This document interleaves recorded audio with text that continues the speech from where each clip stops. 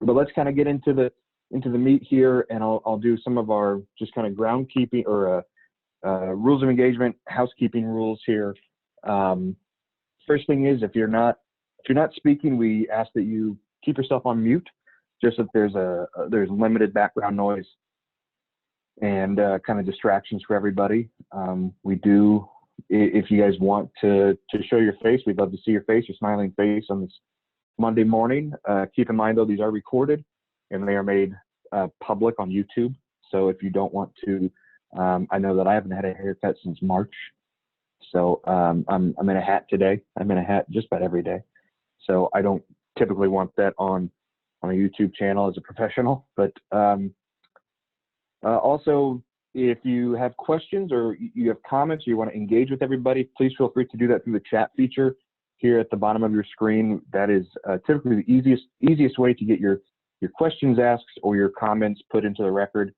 And but also feel free to unmute yourselves and ask questions as we go along if you're more comfortable doing that.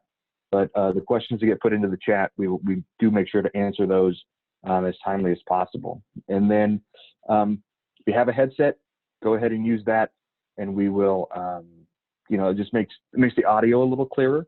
And those are kind of the rules. Most people who are on the call today have been here before, if not everybody. So we're, you guys know how this works. Everybody has done a great job with engagement.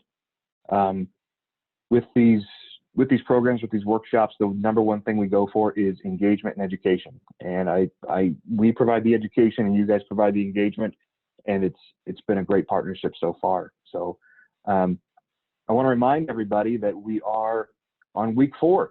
So if you make it through this class and you've made it through the other 3 classes, you are now on the list to be invited to graduation.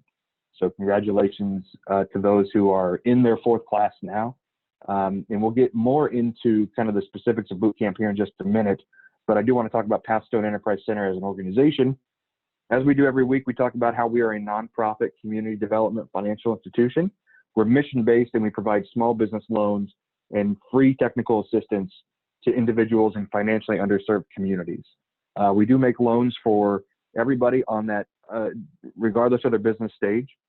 We can make loans to startups starting at $5,000. And for existing businesses, we can go up to $250,000. So when you guys are ready for either one of those, let's have a discussion and how we can play a role in funding your business.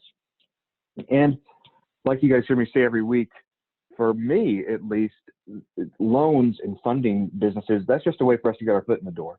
Where we really shine is our ability to provide free technical assistance, which is essentially things like business development education, which includes workshops like boot camp here. It includes one-on-one technical assistance with industry experts like we hear from in these workshops, and people like Anthony.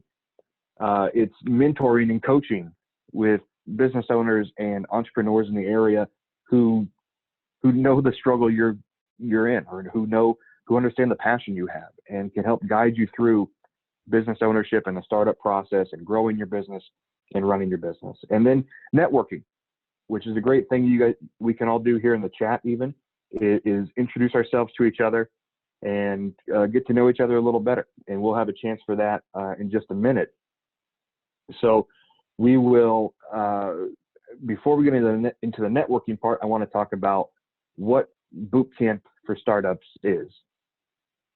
The Boot Camp is an 8-session workshop, and 7 of those sessions are classroom-based. It's education, it's material that we present, that we have presented from experts and professionals in these fields. And if you attend 4 of those 7 classes, you are invited to graduation. And graduation is the 8th and final session of this workshop. It's, I believe, the first Friday in September, and it's a real graduation. You'll get a certificate of graduation saying that you completed this course, and you are a graduate of the Pathstone Enterprise Center Boot Camp for Startups program. And then for those of you who graduate, you will be invited to attend our next level program for startups, which goes a bit more in depth into the startup process and some higher level educational aspects of business ownership, and what kind of preparing you for that, for the next stage in your business development. But here in boot camp, what you're going to learn is how to build your idea, how to define your market. We've talked about that. How to start your business, understanding money, which is going to be next week, and then how to write a real business plan, which everybody will walk out of this program with. Which I want to remind everybody that you will be receiving some PDFs here soon of all that information of the business plan. So keep that in mind and be on the lookout for the business plan worksheets that will help guide you in writing that business plan. So now, which this is, I think, my favorite part of the whole workshop series, is I want to know about you. I want to know who you are, what your business is, what your business does, and why you're attending boot camp and how we can help. So go ahead and in the chat feature, put in who you are, what you do, and why you're here. And then I'm going to actually have Dion, who's our deputy director for Buffalo. I'm going to have Dion pick a couple people out of the group and have them introduce themselves to the group, say who they are and why they're here. So as I see things coming in. Good morning, everyone. This is Dion. It is good to see all of you here this afternoon. We have 46 participants in our call, and this is our 4th workshop. This is fantastic participation and engagement, and I just absolutely love to see it. You know, our goal is to help you better navigate the challenges of entrepreneurship and building and growing your own business. And this is an investment in yourself. The hour and a half that you spend with us every Monday is an investment in yourself, your families, your business, your communities. And please feel free to reach out to any one of us from the Pathstone Enterprise Center team if you need any assistance beyond what we cover in this workshop series. So let's see who I'm going to pick on this morning. Jaminia, would you like to come off mute and share a little bit about yourself and your business?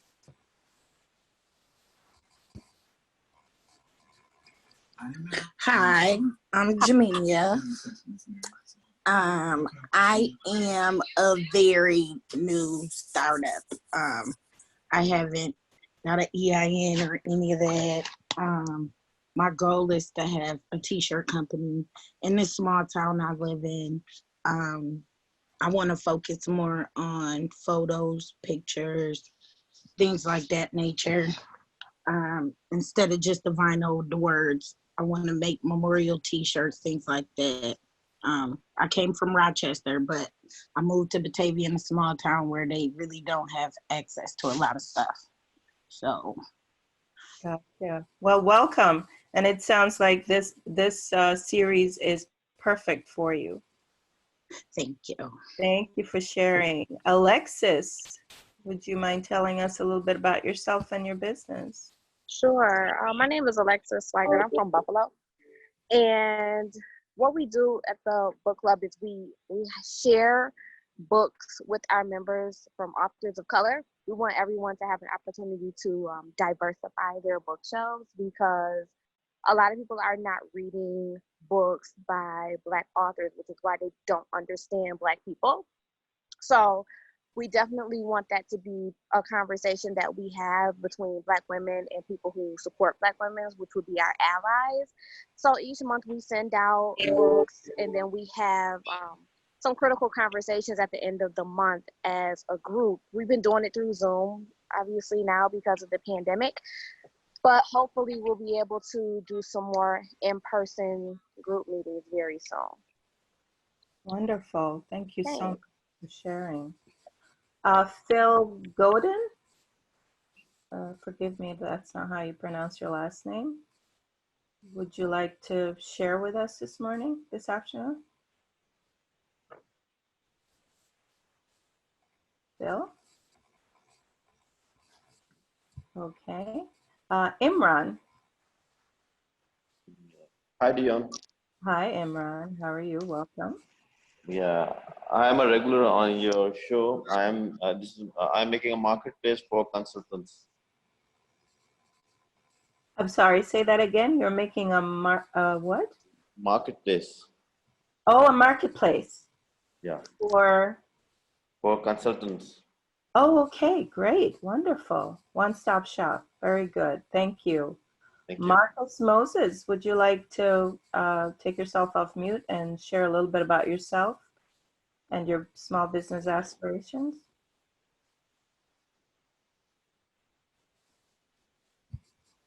All right, my name is Marcus Moses. I own a cleaning business. I've been doing it for 21 years. However, just reopening after the pandemic, trying to focus more. So began the business focus on residential and went into commercial. So reopening, my goal is to specifically just focus on commercial clients. And so just trying to get my name back out there, get gears back turning. So also I have a marketing firm too.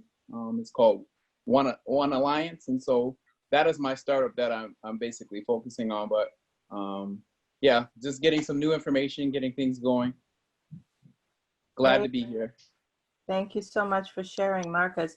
And for those of you who are sharing and everybody else in the call, if you've got a website, a Facebook page, a LinkedIn page, just drop your links in the chat. Okay, I'm going to call on two more people. Adam, is that okay? Do we have time for that? You're the boss. I'm not going to tell you no. Yes. Okay, Great. Daniel Roberts or Robertson. I can't see your full name. Great headshot in the. Daniel, would you mind sharing?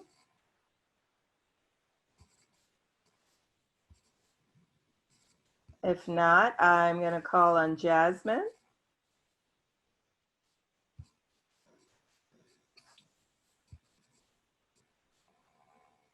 Okay, and Hi. I'm Jasmine Hardy. I'm still in the idea stage, I guess you would say. I'm looking to provide services for my community, for people that don't really get help. Like I'm married with kids, and a lot of times downtown don't give me no help because we have two incomes, but I want to help because sometimes we don't have two incomes. Sometimes like my husband was just in a car accident.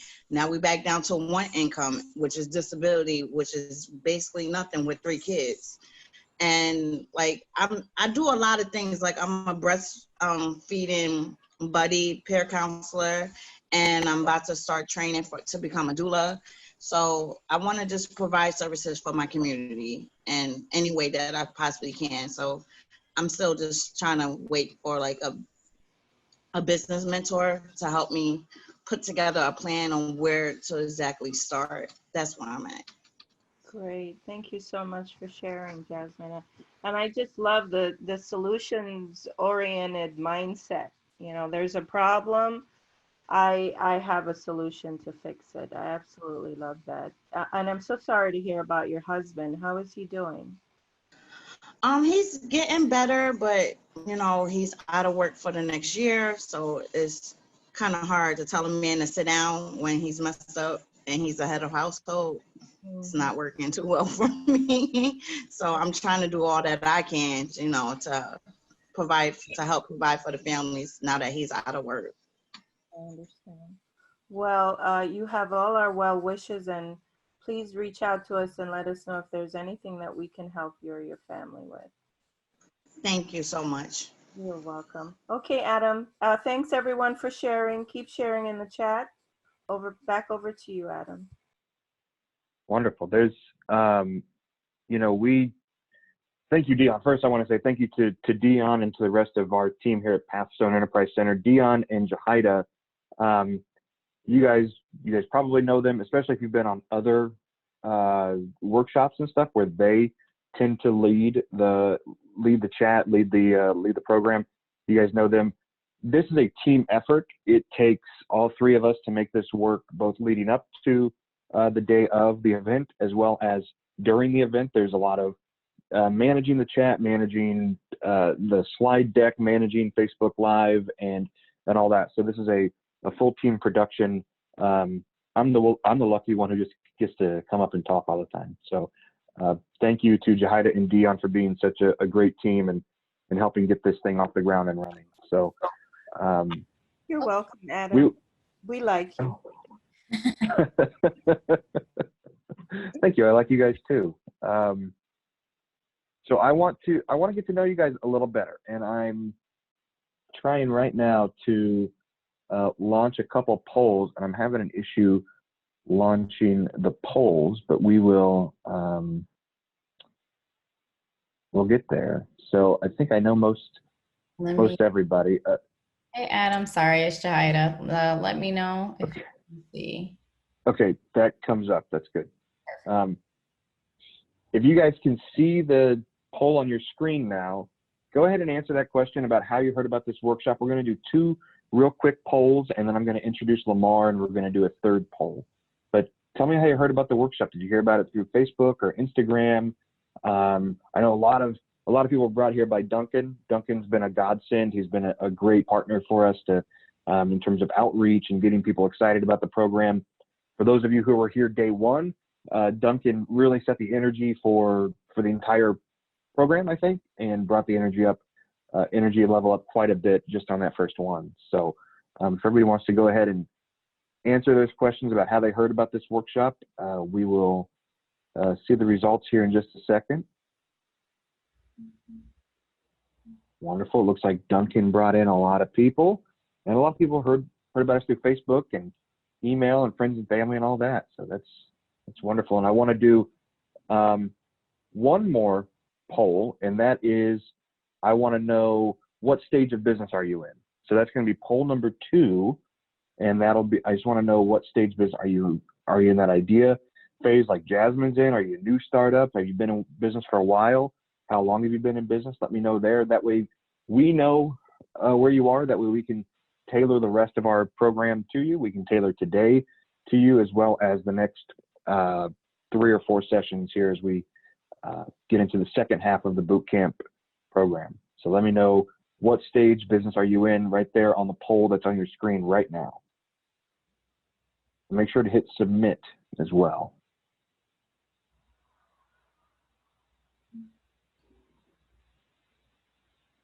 Cool. I love this. This is a really good spread. This is great. We're talking to everybody today. That's great. So I'm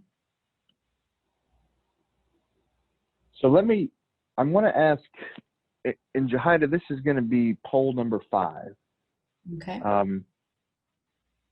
As I introduce Lamar here, what we're talking about today is preparing your business for disaster and being able to run your business in the face of a disaster, being able to continue your business in the face of something like a major weather event, which I'm new to Buffalo. I've been here about 8 months, and I hear that we get a little bit of snow up here.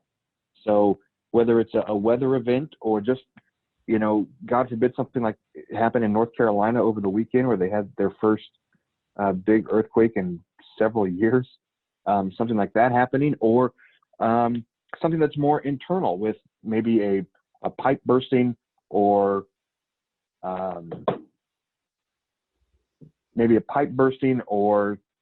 a technology failure, your network going down, information getting stolen, data getting stolen, or even something like we're all going through right now, which is COVID-19, some kind of pandemic that affects your business. So have you guys heard about disaster or business continuity and disaster recovery as it relates to business? Let me know in the poll. Have you guys heard about this? Do you know things about this? Let me know, and this will help as we continue to tailor our information to the needs of the group here. We don't want to just do some cookie cutter presentation. Lamar is going to be able to tailor this to everybody's needs here. So awesome. Great. We've got a lot of people who are new to this topic, which is great. So Lamar, if you can see this, we've got about 3/4 of the people have not heard about business continuity and disaster recovery as it relates to business.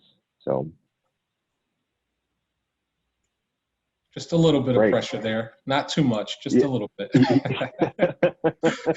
A great opportunity to educate, my friend. So, Sure.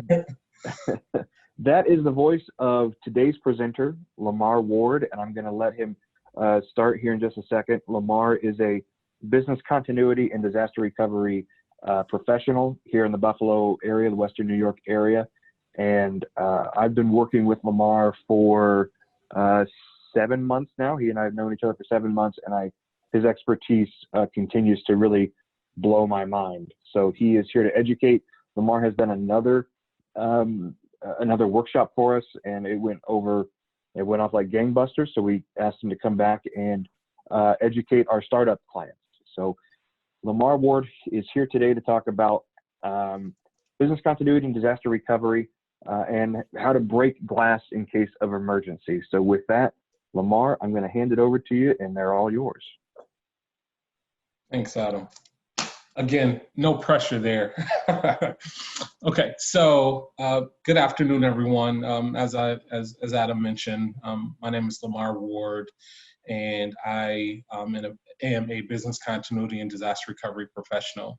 I've been doing it for about 10 years, and for those who have heard about it, which was about 27%, you know that no matter what stage you are in business, it is something important because we know that unfortunate things happen. And then for the ones that have not heard about it, hopefully I can kind of, educate you on it and really provide, through this next 40 minutes or so, some good information on how you can start how you can start thinking about it, and some things that you could do right away to start to put a plan together.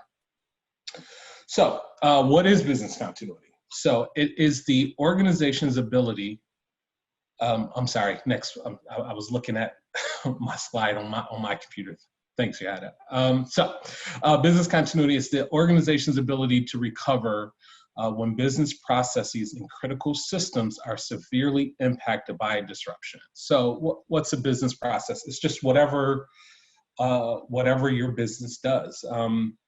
I was looking through kind of the group chats, and I saw that there was a sugar and sweets boutique, right? So one of your main business process is making sweets, right? So you have your ingredients, you have the process to, and I know maybe I don't want to oversimplify it, but putting it in, baking it, that's a process, right? That's a business process, I should say. That is something that your business is doing to produce either your goods or in other cases, services. Critical systems, I'm specifically referring to IT systems, right? So as a startup, it may just simply be, a couple of computers or one computer that you're working out. If you're working out of your home office, or if you have a small office, you may have a few computers. And then as you get more mature, I know there was some that's been 2+ years, maybe you have a suite that you're renting out, and there's 8 computers in the office. So just understanding, and then as you get larger, as you continue to grow, you might have systems and backup, where you back up your data, back up your systems, and now it's important to kind of protect those systems as well. So a well-defined business continuity program will, one, provide for employee safety during an incident, always number one priority. And this is as simple sometimes as kind of, your fire drill, right? If you have a facility, or if you're home, knowing how to having a safety plan to evacuate. So that's always number one priority. The second is to ensure that the services to customers are maintained, either maintained without any type of interruption, but sometimes that's not possible. So maintained, or having a plan so you can get to the point where you are able to provide them again. And then it minimizes the cost associated with the disruption. So if you have the plan in place, if something does happen, you're able to kind of recover quickly, and that's going to minimize the cost as opposed to not having anything in place. Now you're trying to do things, one, in a hectic situation, right? Trying to recover things, trying to, call and get another computer at the when the incident happens, and then that might be just cost. It may cost more because you didn't have that plan in place. So a couple of the examples we're all familiar with, and I'm going to get into a few more examples a little bit later, but snowstorms, IT outages, and then facility issues. So Adam mentioned like a water main break. So if you're in a small office, and I was dealing with a situation a year ago where we were in so our facility was fine, but the plumbing, the bathrooms weren't working, right? And you would think, oh, no big deal, but yeah, there was. I don't want to get into too much detail, but it was what you think could go wrong in the bathroom could. So it was not safe to be in the facility. So you had to kind of, what's your plan? Do you have another facility? Can you work from home? And then once again, I'll kind of get into some of the things that you could do. Finally, so business continuity program management, it's the ongoing management and governance supported by management. So this is when you get, kind of larger, as you continue to grow, and your management and your governance could be, 5 employees, just making sure that they support it, that you're making sure that there's funding available to kind of build out these plans. So it's to ensure the necessary steps are taken to identify the impact of potential losses, maintain recovery strategies and plans, and then ensure the continuity of products and services. So once again, key, if something does happen, if your computer goes out, if your facility goes out, if we experience a snowstorm and you're unable to get to the office, or you're home and we see a snowstorm and your power goes out, what's the plan to ensure whatever you're doing, you can continue those operations, or that operation. There are 3 major components to BC management. It's business continuity planning, disaster recovery planning, and then incident response. So business continuity is more around kind of, once again, loss of facility, how do you continue operations? Disaster recovery planning is specifically technology. Like if your technology goes out, what's the plan to recover that technology? And the incident response is, if you are in the situation where you're having to manage an incident, how are you responding? How are you communicating? Who are you communicating with? And again, I'll kind of give some examples where how kind of to tie it all in. Next slide, please. So a business continuity plan is a document that outlines the requirements necessary for you to continue operations during an unplanned disruption.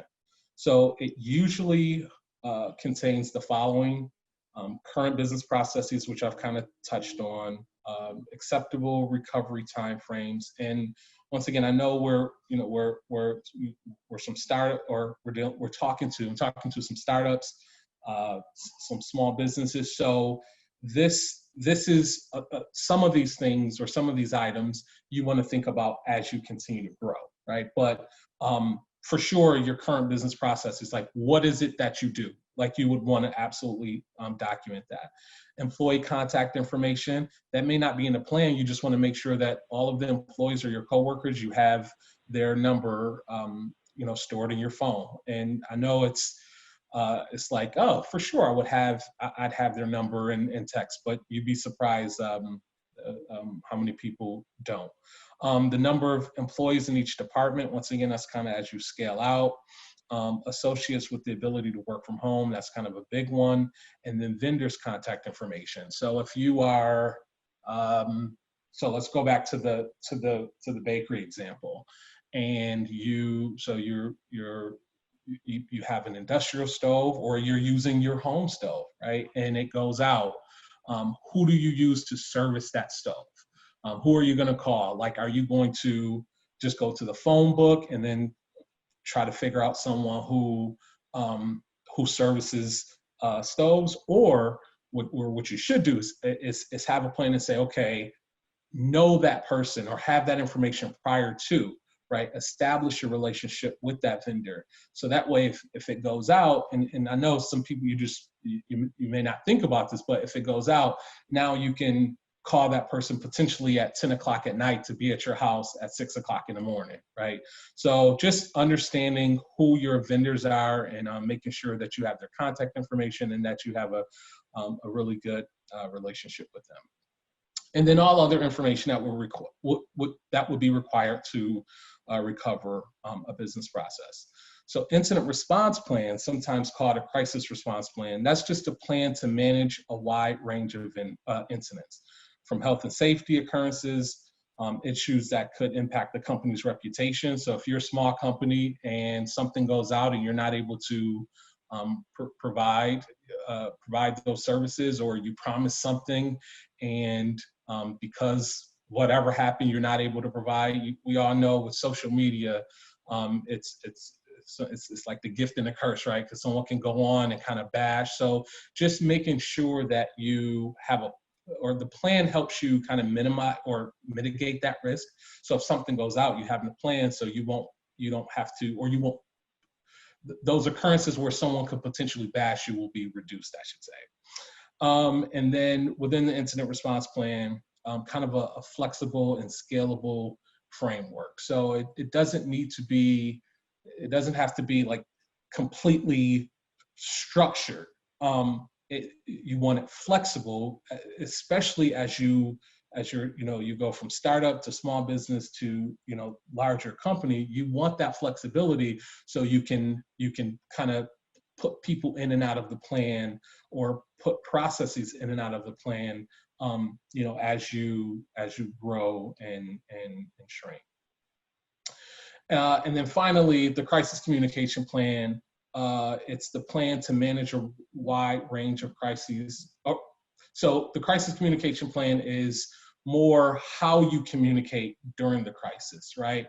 So I know a lot of companies, even small companies, where they will, or startups, if there's an incident, they might have a saved email in their drafts to say, our computer system is down, we'll be right back with you. Or our facility had an issue, so, we're going to move the appointment to next week. Like just having some canned responses, because the key thing here is, so two things. One, if you're dealing with these incidents, whatever it is, it's very difficult to think.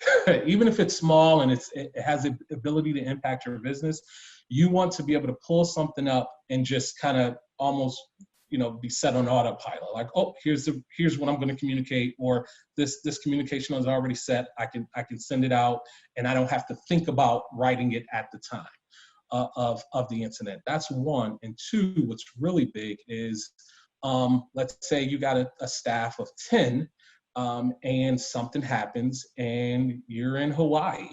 Eventually we'll be able to, go back to Hawaii free and clear, or you're out of state, or you're just not available.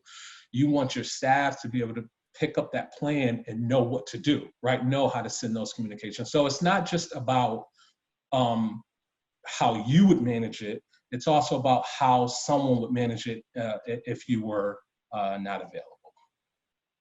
All right, next slide. Hey, Lamar, we've got a question here. Okay.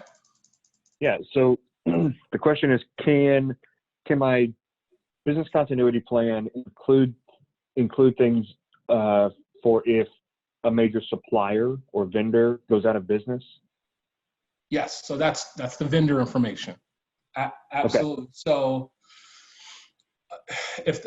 So what you want to think about is really where else, and you're probably going with that supplier because you either have a good relationship with them, or they have the best prices available, or some other reason that I'm not thinking about, right? But you probably want to have, especially if what they're supplying is critical to your business, you want to have at least an idea of who you would go to if they either ran out of business, or let's say it's not that, let's not even go that deep. Let's just say they don't really have a business continuity plan. They experience some type of interruption, so they're not able to get you the goods that they're supplying, right? So it could be as simple as that. Maybe they're in, I know, Adam, you mentioned North Carolina got hit with, what was it, Isaiah or some, I can't think of, but you know, an event this past weekend, and now maybe they're not able to supply some of their customers. So now those customers should have some kind of idea to go to like vendor B. Now vendor B may cost a little bit more.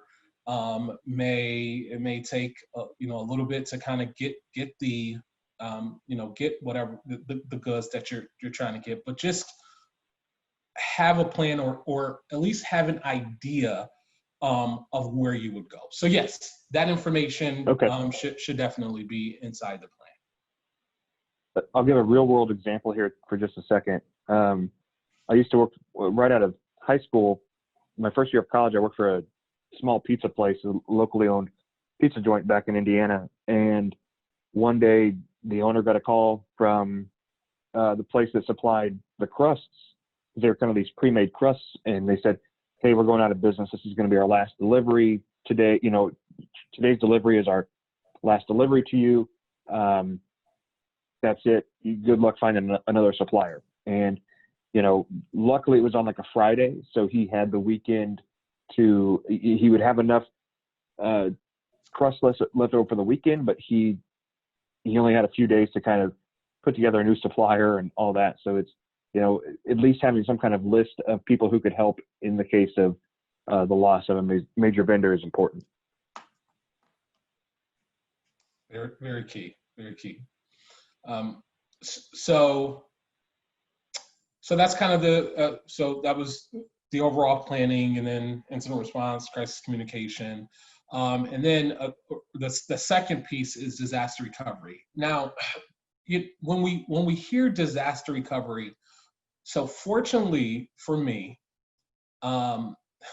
before COVID, fortunately for me, being in this profession, in this area, I don't have to worry about some of the things that others have to worry about.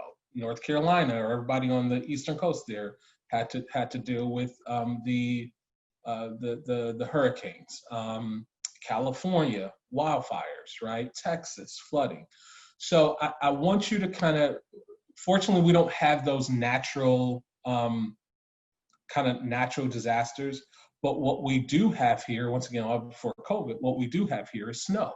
And I'll give an example. So I'm kind of getting ahead of myself. But in 2006, we had the October storm, right? That, remember, brought down power lines, and companies were, you know, companies and residents were out without power for weeks, right? We remember November 2014, we got hit with Snowvember, where it was like 11 feet of snow within like 3 hours or 4 hours, something incredibly insane. So when we talk about disaster recovery, I don't want you guys to think about like natural disasters. Just think about snow and then other things that will impact your technology. So power, a power outage going out, your hard drive kind of blowing up because it's an electronic component, so you know they fail, right? So disaster recovery includes the planning, training, maintenance, and recovery activities to restore IT services that support business processes within an appropriate time frame based on a business assessment of criticality. All right, so that's a little wordy there. I'm going to stick with the example of computers, right? Because it's relevant. A lot of businesses, you know, utilized this technology, and once again, it can fail. So let's say, and I'm knocking on wood because I don't want to speak anything into existence, right? But let's say you're a web developer, right? And so if you are designing websites, you're doing everything on the computer, everything, right? You might have and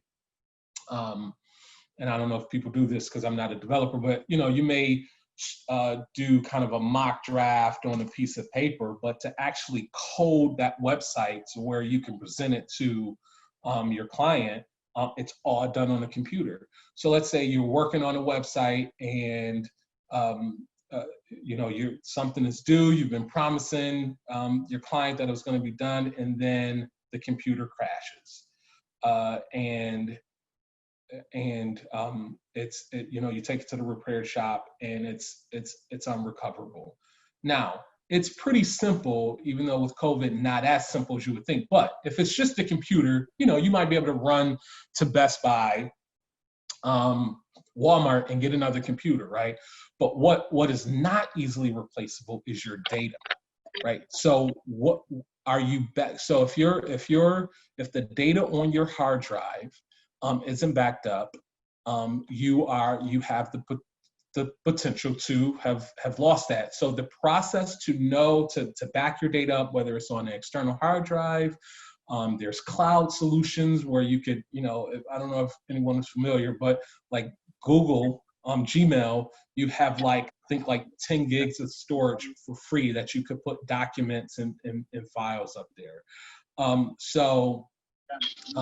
The disaster recovery is just a process to recover, or having a plan to recover from a technology outage. And once again, this example, I'm just saying computers and data on your hard drive. As you continue to, once again, grow, and now you have what's called a server. So think about a server, and I don't want to get too technical, but a server is just a large computer that holds a large amount of data. You want to make sure that you're backing that up. So if that fails, you have the ability to recover. So what I will say right now is, if you're working on a computer, and once again, I'm not going to look because I'm not speaking any of this into existence, but if you're working on a computer and you have not backed up your data, right, you should tomorrow go get some type of external hard drive, where you can Google backup hard drive, backup computer hard drive with a cloud solution or something like that, and there's websites and different services that allows you to back up your data. So that's what disaster recovery is all about, just making sure that you have a process to recover the technology, and then the disaster recovery plan is like the plan to recover it. As you're growing from startup to larger organization, your plan seriously might just be a one-page plan. Like this is what I would do if my computers went out. This is what I would do if my hard drive went out. This is what I would do if the power went out, right? So I want to stress, once again, these are kind of wordy definitions, but as you're continuing to grow, it doesn't have to be like this long, extensive plan. It doesn't fit there, right? It's just something to where if any of these technology services go out, you know what you're going to do. All right, next slide. So why should you start your business continuity plan with a disaster recovery plan? Very simple. IT services are critical. So your data is critical. Your computer, if you rely on, because some businesses may not rely on technology as much, right? So, but for the most part, most technology, even I know there was a gentleman on here that talked about his cleaning business, right? So the services he provides is more around cleaning, but his books, the books that he's keeping and the record keeping, that's for the most part, it's all on the computer, right? So even though those services that he's providing is not directly, you don't need technology to do it, there is a part of his business that's on a computer. So that's why it's kind of good to start the disaster recovery plan, the business continuity plan should start with a disaster recovery plan. Also, I've kind of talked about it, the business continuity plan needs to include workarounds for IT failures. It's difficult to plan workarounds without a clear understanding of the IT downtime and data loss. So I've kind of touched on it. Very important to have a plan if the medium that's holding your data goes out. And then in the absence of a disaster recovery plan, the business continuity discussion often gets bogged down in how to recover IT services. So this is simply, if you don't have that plan, now if something happens, now those discussions are much harder, right? And they're hard no matter what. Like even if you have the perfect plan, they're hard because you don't know what you don't know, and everything doesn't go perfect even with a plan, right? We can, there's several examples I can use for that. But if you don't have a plan, it just really increases that level of difficulty and complexity to get things back up and running. Next slide, please. So I've kind of talked about these. Hey, Lamar. Yes. Hey, I wanted to stop for just a second and launch that poll that we have for this. Okay. Real quick, if that's okay. Jahida, it's going to be poll number 3, I believe. And the question should be, have you ever called off work or been called off of work because of weather or a building issue, COVID-19, or another disaster? So have you ever been called off work or had to call off of work because of some kind of inclement weather, or there was a technology issue or a water main break, or because of COVID-19? I know that just a few years ago, I was running compliance for a data firm, and our air conditioner went out the weekend or the week before Labor Day. And it was like 98 degrees outside, which meant it was like 198 degrees inside.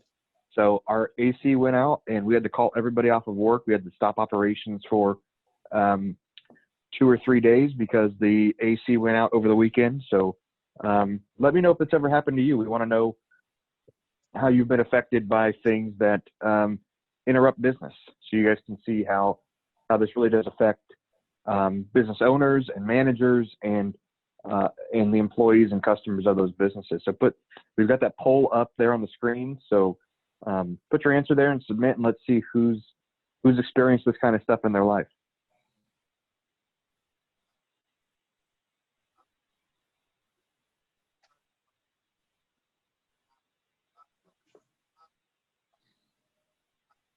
Let's see here. Close the door.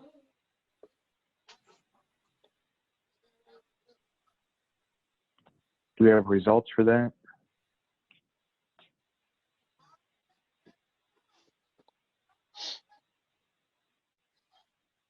Hey, look at that. 85% of people have been affected by an event that would fall into that business continuity and disaster recovery playing field. So most of us have been touched by this. And even if we haven't been directly affected by it, we certainly know somebody who's been affected by one of those events. So just keep that in mind, that this is real world stuff, and this can happen to you and to your business. So we're all in the same boat here. So Lamar, I'll let you continue, sir, with all that knowledge. Yep. Thank you. I just want to, there's a comment here, Ebony, that happened, this happened to me, my computer crashed. I had to go buy another computer in the middle of doing client business cards. Yep. So that's why, seriously, if there is anything that you take away, or anything that you take away from today's discussion, because I know it's a lot, 73%, hadn't heard about this, is just protect, especially with you guys being startups and then small businesses. Your data is so important. So if there's anything you take away, is make sure that your data is backed up. All right, so I've kind of talked about this, like examples that lead to executing your business continuity plan or business executing their plan. So we talked about the 2006 October storm. Another item that, fortunately, with us being, with majority being small to startup to small businesses, you don't have to worry about, but it's something you want to keep an eye out on. And this is what's called ransomware, right? So ECMC back in 2017, they had an event where basically bad guys, I'll just call them bad guys, hackers, got into their systems and locked their system, or locked their computers down to where they could not access any of their computer systems. And what they had to do is kind of build things from scratch. So to resolve something like this at where we are, and where most of us are on this call, really the resolution, and I'm sorry, I don't want to sound like a broken record, but it's just having a great backup. So if some bad guy got into your computer, and it can happen, it's rare with small businesses. I'll put that out there, because they're going after the big boys, right? So it's rare, but let's just say, we're talking about it, so let's just kind of put it out there. If they took your computer for ransom, if your data is backed up, you could literally just toss that computer away. And I know it may not be easy to just go buy another computer, but that's your strategy, right? It's all about data backup and data recovery. That's the only thing they would have on you. If it was hit with a virus, right, it's all about backup. So even with one computer, let me take a step back. You wouldn't have to replace it. You would just go, let's say it's a HP computer. You call HP, you have them reformat the hard drive, walk through, and that's, so once again, that's knowing your vendor and having your vendors, making sure that you have you know who you would call if there's a problem with some of your equipment, right? You call them, they reformat the hard drive, you use whatever backup that you had to restore back to the computer, and then you're back in business, right? So once again, rare, but it still speaks to the importance of backing up your data. And then finally, we don't really need to speak about it, but COVID-19, right? This one here, really, no one, it was hard to really plan for. But it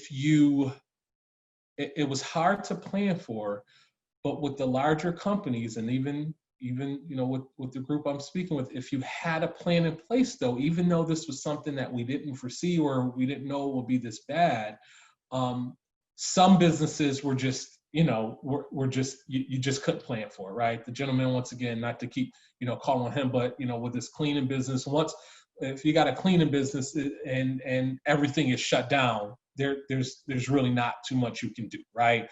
So there's that kind of situation that you deal with where, and once again, this is another rare occurrence where we'll just be shut down. But on different other situations where people could work from home, right? So, if you were in an office, and part of your plan would be, okay, you're in an office, you can take your computer home as long as you have internet. You can work from home. And if not, if it wasn't that simple, now you want to think about that. So if you have a staff of 5 and you're in an office, and maybe you've already done it as a result of COVID, what would it take for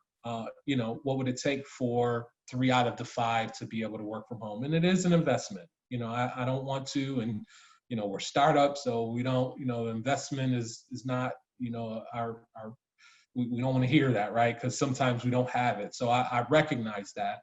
But maybe then you only do 1, but make the sacrifice. For sure, easier said than done.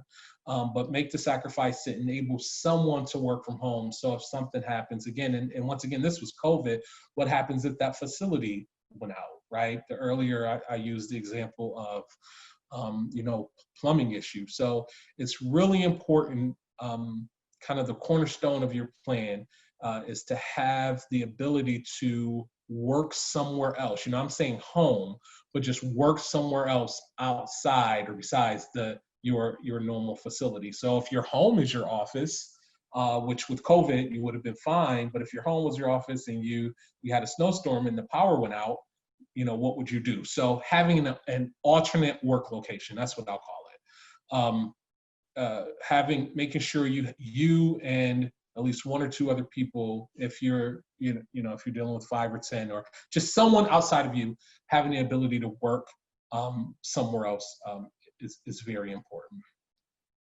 Okay, next slide. My final slide here. So things to consider. Your business continuity plan touches every aspect of your organization, making it potentially the most complex project you'll take on.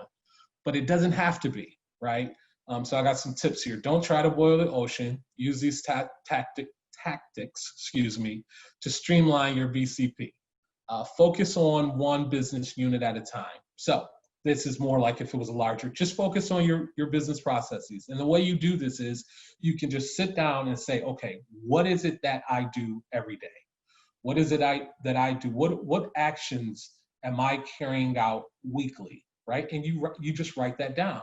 And then you say, okay, what do I need to carry out these actions? And then you write that down. And then finally, those things that you need, if they were interrupted in some kind of way, what would be your plan to continue that service or that thing that you identified? That's kind of where you start, just right there. And like I said, this can be a 1 or 2 page document. It does not, we're not talking about a manual. We're not talking about a book. We're just talking a few pages that, once again, in a time of need or crisis, you can pull it up and say, oh, okay, this is what I would do here. This is out, this is messed up, so let me go to my alternate plan. The second bullet here, don't start with an extensive risk analysis. Once again, this is more larger, but for larger organizations, it takes too long to try to figure out all your risk. So just focus on the recovery, kind of what I spoke to in the first bullet. Here's the business processes. This is what I need to carry out these business processes. If these things weren't in place, this is what I would do so I can continue to carry out the business process.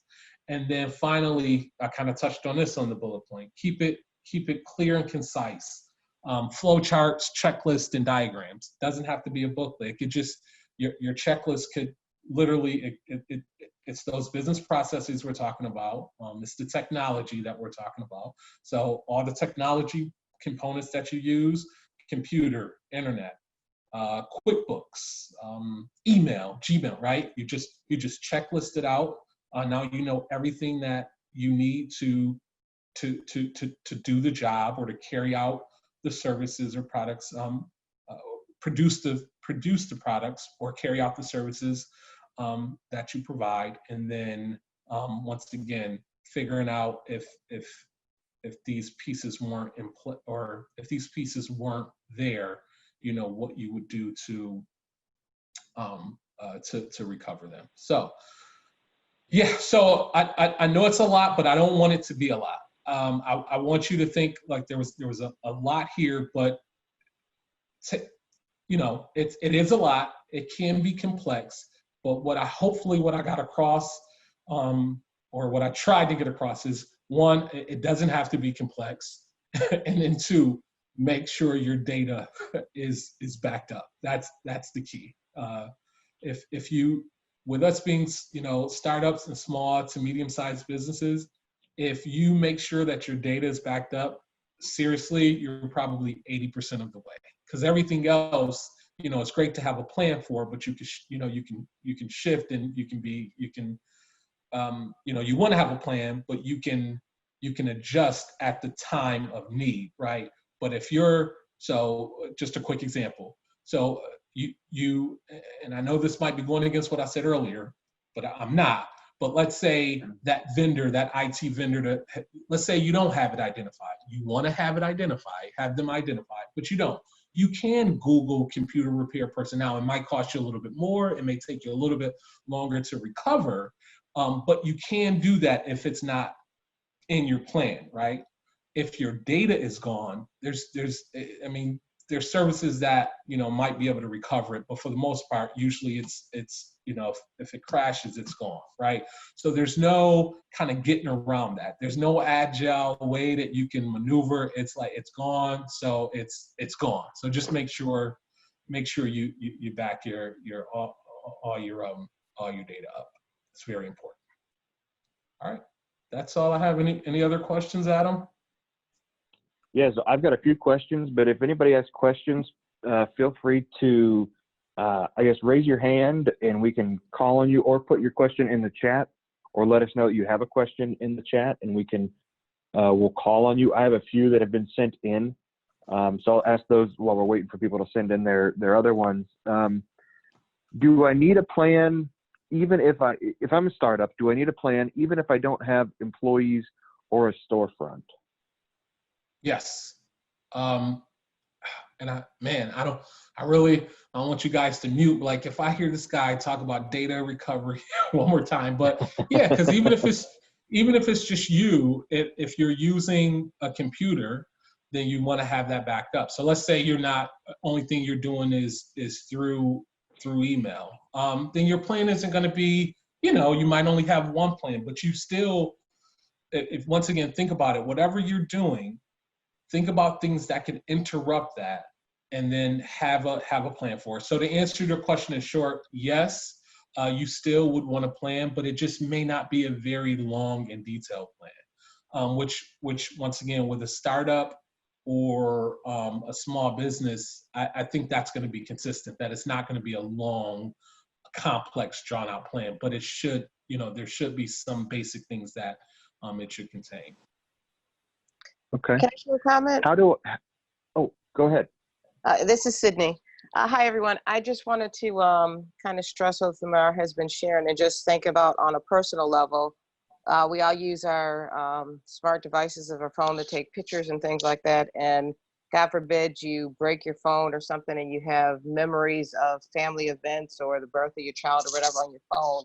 And if you don't have those pictures and photos backed up somewhere, you feel quite devastated. Or if you experience a flood and your pictures and things are lost, and this is just from a business level, whether it's personal or business, you should always consider backing up your information. And that's the heart of what has been trying to be conveyed in this session today.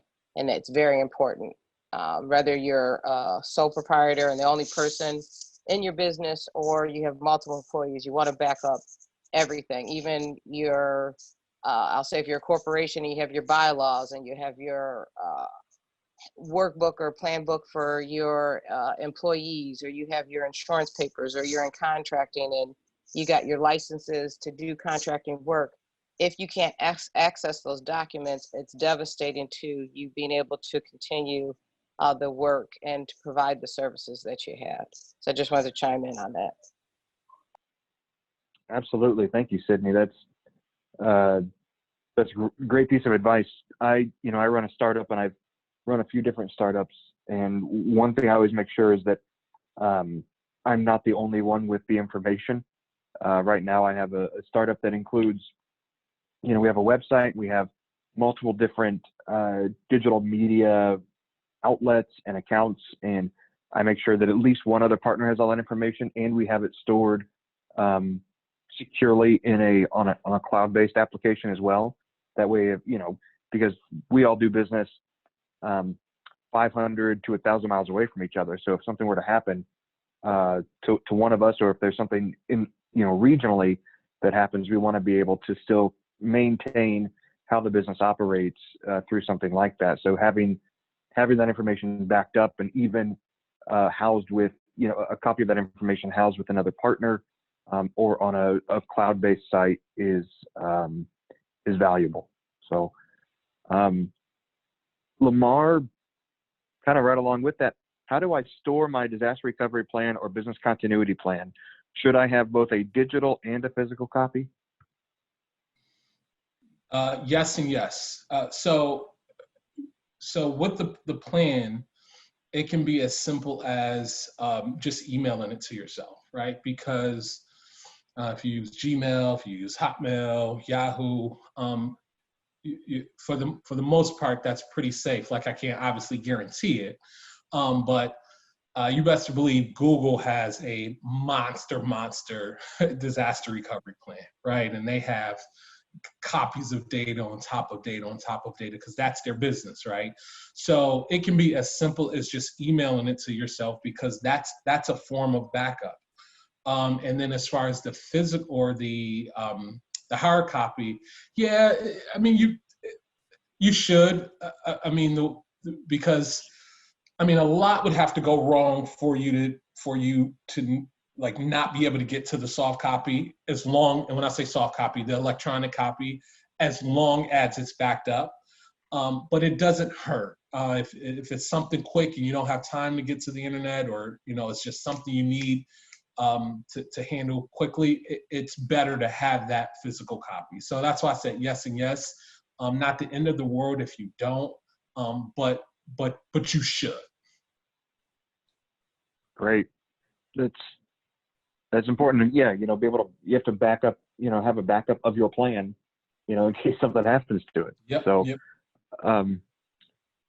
So this is kind of more of a theoretical question. Do you think more businesses will have a formal disaster recovery plan in place now because of COVID-19? Absolutely.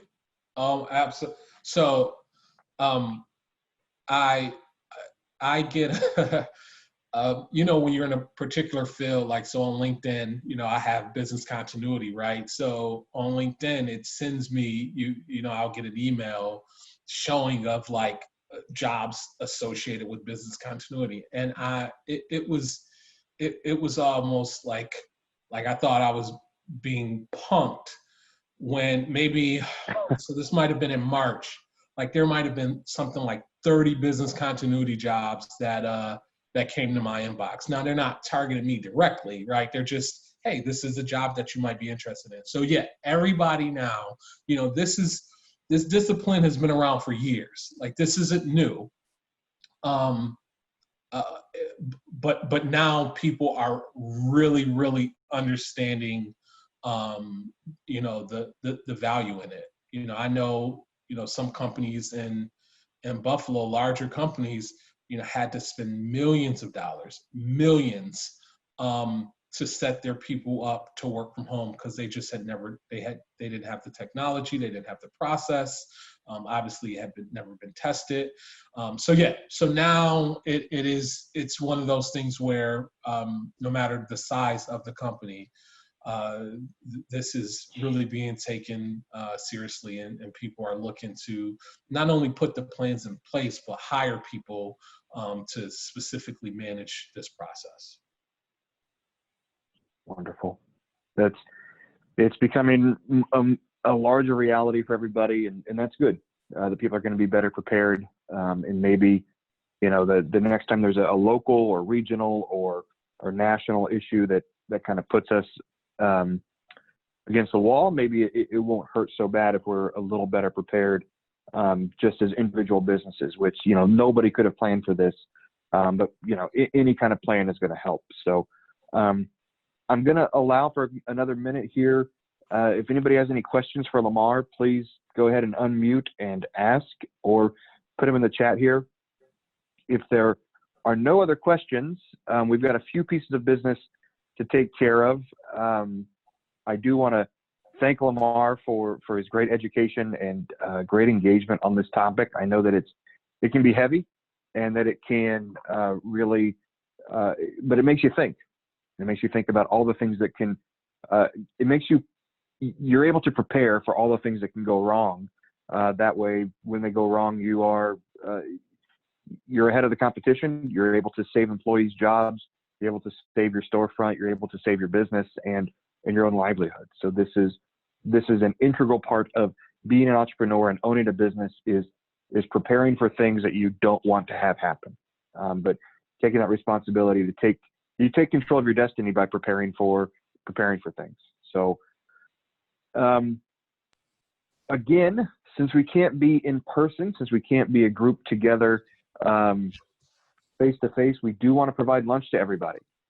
So in the chat right now, go ahead and tell us where you want to go for lunch. If you are in Buffalo, your choices are Manna or Taste of Siam.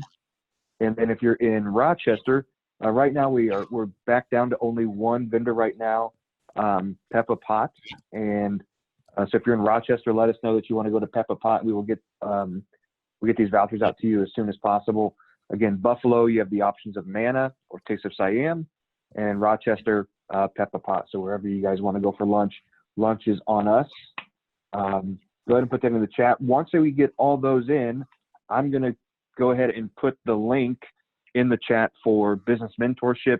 I just looked again. We've had a few other folks sign up since Friday. So we're getting a lot of feedback in there and a lot of people joining the business mentorship program. And it's a great program. Everybody benefits from that, both the small business owner, the mentor, individuals at Pathstone. Everybody benefits from that because it increases the odds of business success. So I believe there's like a 70% success rate of success with business mentors. If you have a business mentor, your business is much more likely to survive and to be successful if you have a mentor. So I'm going to put that link in the chat right now. If you want a business mentor and you have not filled this out yet, go ahead and fill it out. If you've already filled out this form, you don't have to fill it out again. I have your information, and I will be reaching out to you in the next couple of days. Again, I apologize.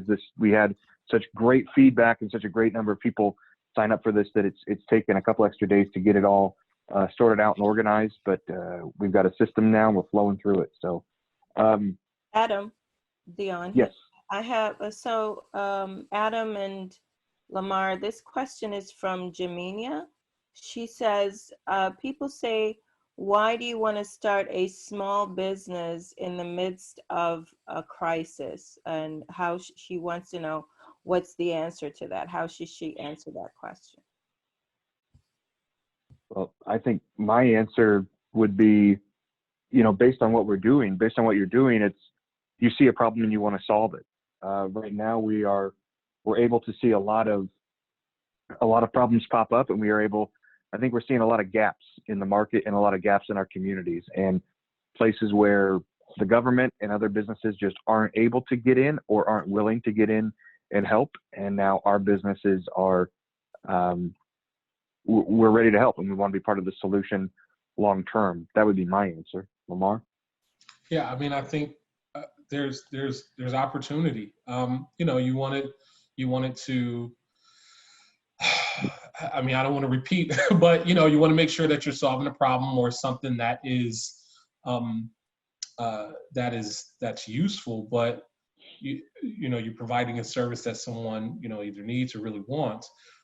But the services for support have not stopped, right? So I mean, Adam just mentioned this business mentor that you can kind of be a part of. So it's just one of those things where a lot of horrible things are going on around us.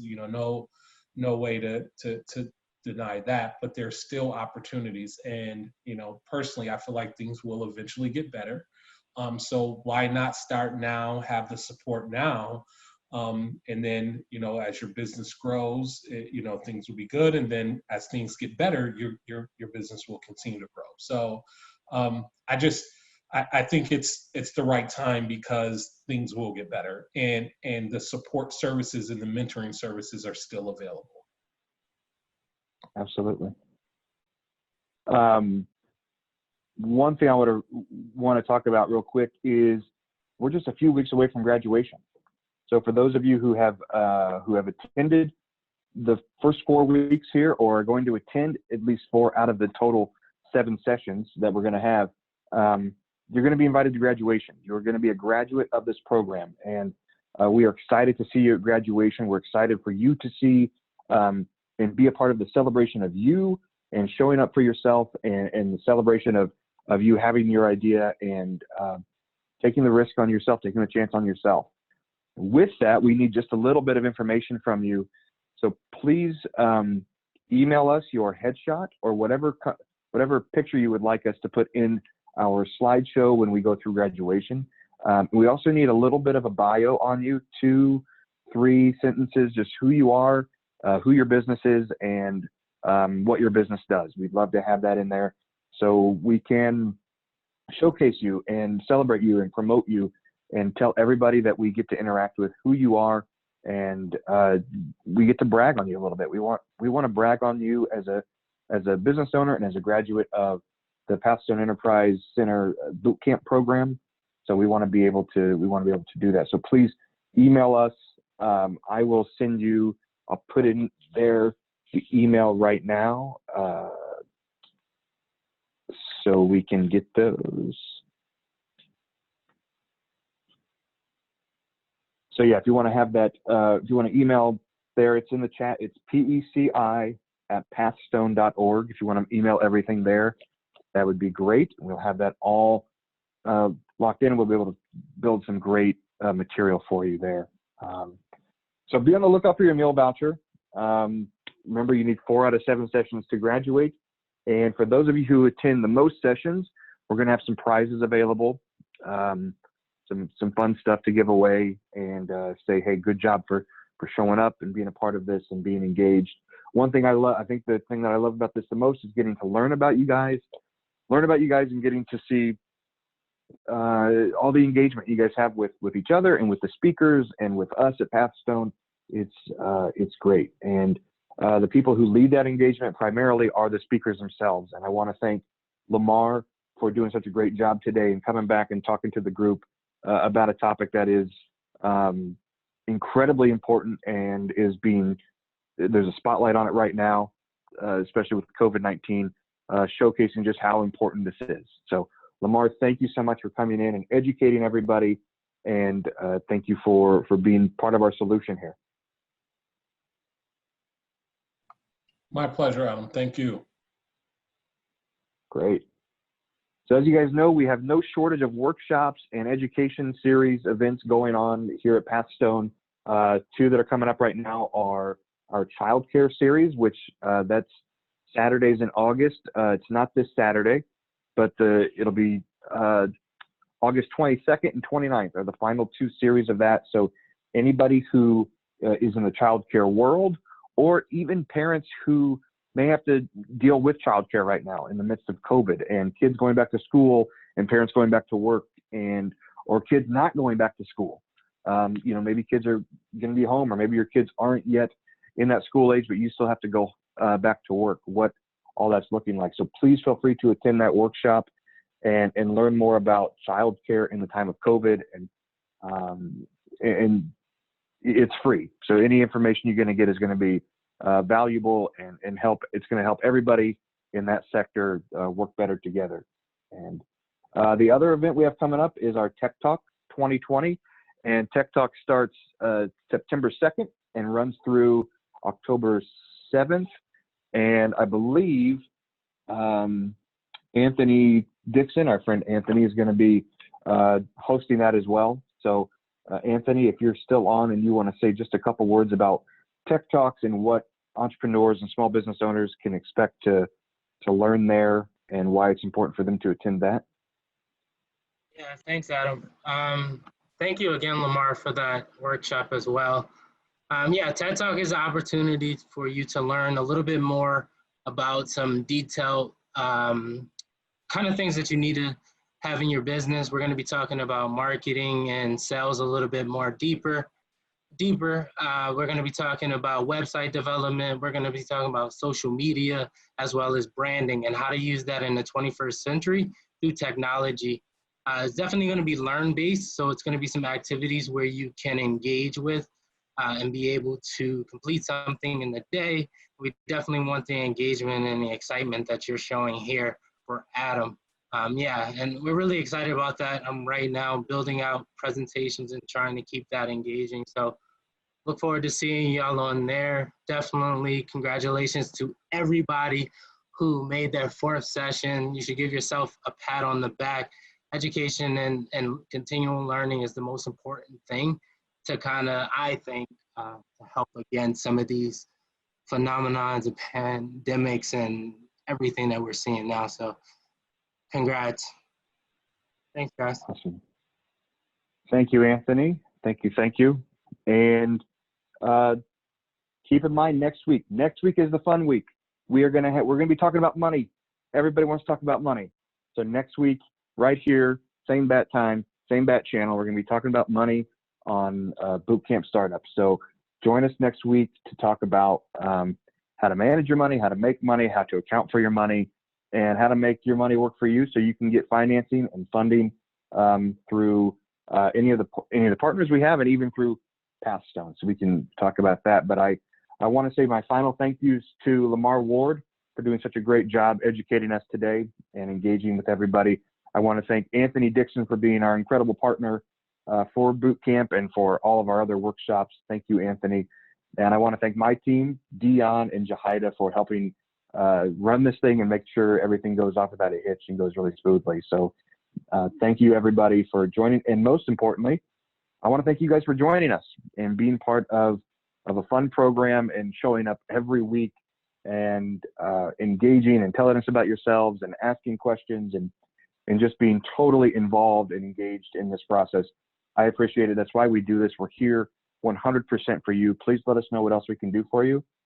And with that, I will let you all go back to your days, go get some lunch, and we will see you here next week.